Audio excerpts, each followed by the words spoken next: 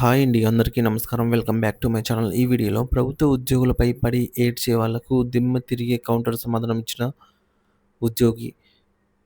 ఒక ఉద్యోగి తన లేఖలో ఇలా రాసుకొచ్చారండి. ఏంటి అనే పూర్తి వివరాలు వీడియోలో తెలుసుకుందాము. వీడియోని ఎక్కడే గాని స్కిప్ చేయకుండా ఎండ్ వరకు చూసేయండి. అప్పుడే ఇన్ఫర్మేషన్ పూర్తిగా అర్థమవుతుంది. అలాగే వీడియో చూస్తున్న ప్రతి ఒక్కరు వీడియోకి లైక్ చేయండి ఫ్రెండ్స్. ఈ వీడియోని తోటి ఉద్యోగులకు, పెన్షనర్ మిత్రులతో షేర్ చేయండి. కొత్తగా మన ఛానల్ చూస్తున్న వారు ఇంకా ఎవరైనా సబ్స్క్రైబ్ చేసుకున్నట్లయితే వెంటనే మన ఛానల్‌ని సబ్స్క్రైబ్ చేసుకోండి. దీని ద్వారా నేను చేసే లేటెస్ట్ వీడియోస్ అన్నీ మీ వరకు రీచ్ అవుతాయి. ఇక ఆలస్యం చేయకుండా వివరాల్లోకైతే వెళ్ళిపోదాము. ఫ్రెండ్స్, ఇక విషయానికొచ్చినట్లయితే ఈ సందేశం మా ఉద్యోగ సోదరులకు మాత్రమే కాదు, ప్రభుత్వ ఉద్యోగులపై నిత్యం విమర్శలు చేసే ప్రతి ఒక్కరికి చేరాలని అయితే రాస్తున్నాను అని మొదలుపెట్టారు. దయచేసి ఒక్క నిమిషం మీ పక్షపాతాలను పక్కన పెట్టి ఒక ఉద్యోగి ఆవేదనను అర్థం చేసుకోవడానికి ప్రయత్నం చేయండి అని అయితే అంటున్నారు. ఉద్యోగం ఊరికే రాలేదు. ఇది ఒక తపస్సు. ప్రభుత్వ ఉద్యోగం అంటే ఏదో అదృష్టం కొద్దీ వచ్చినది కాదు.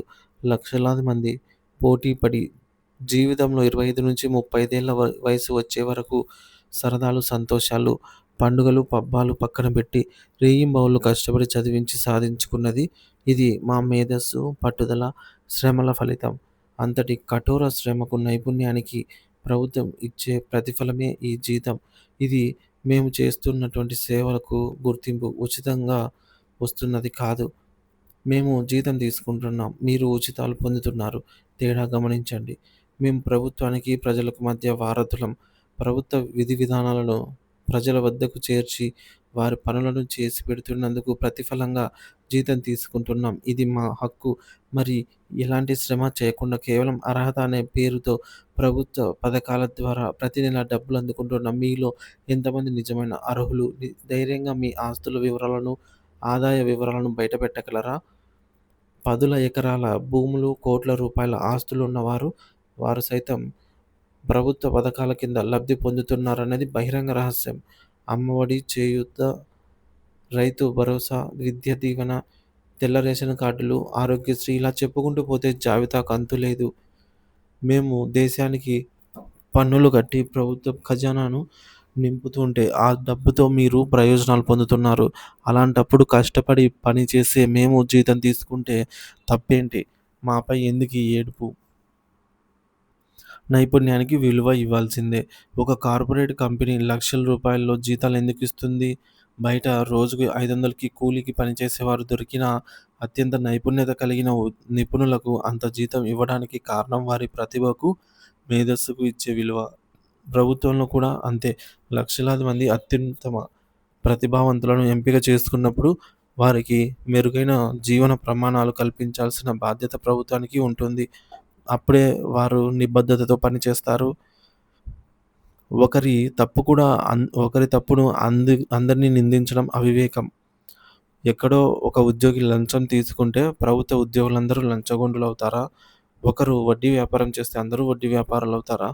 ఒకరు రియల్ ఎస్టేట్ చేస్తే అందరూ భూముల దళారులు అవుతారా? ఇది దురదృష్టకరం. ఏ రంగంలోనైనా మంచి, చెడులు ఉంటాయి.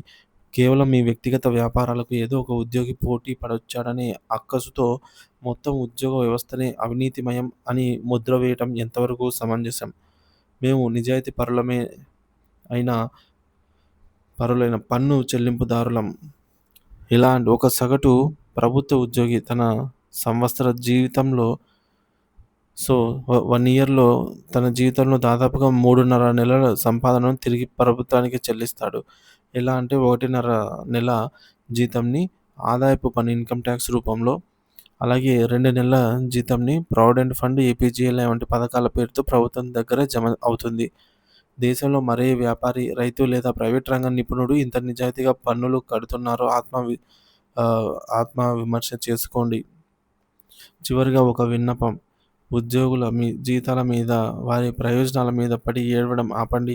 మేము చేస్తున్న సేవను గుర్తించండి. మా కష్టాన్ని గౌరవించండి. దేశ నిర్మాణంలో మా పాత్రను అర్థం చేసుకోండి అంటూ ఒక సగటు ఉద్యోగి రాశాడండి. ఈ సందేశాన్ని కేవలం ఉద్యోగ సంఘాల గ్రూపులలోనే కాకుండా మీ మొబైల్‌లోని ప్రతి గ్రూపుకు, ప్రతి కాంటాక్ట్‌కు పంపి ప్రభుత్వ ఉద్యోగుల ఆవేదనను, వాస్తవాలను అందరికీ తెలియజేయాలని మనస్ఫూర్తిగా కోరుకుంటున్నానని అయితే చెప్పాడు. ఈ వీడియోని అయితే షేర్ చేయండి ఫ్రెండ్స్. ఒక ప్రభుత్వ ఉద్యోగి సో, మా కష్టాన్ని గౌరవించండి, హక్కులను ప్రశ్నించకండి. ఇట్లు ఒక ఆత్మ అభిమానం కల ప్రభుత్వ ఉద్యోగి